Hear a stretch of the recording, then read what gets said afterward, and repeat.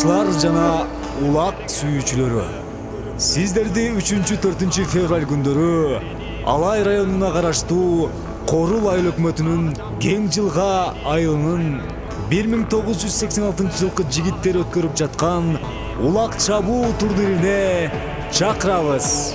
Турнирге коюлуучу сыйлыктар: 1-орун жылкы, 2-орун топоз, 3-орун кой, ал эми 4-орунга эчки менен сыйланат.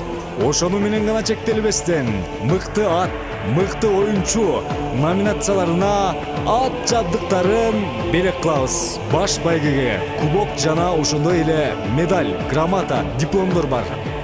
Дагы бир эскерте кетчү нерсе, колдоп-коштоп келген аксакалдарыбызга өзгөчө белектерибиз күтүп турат. Чапан, калпак, камчы жана башка ушул сыяктуу кызыктыруучу белектер. Келип көңүл ачып кетиңиздер, көрбөй калып арманда калбаңыздар.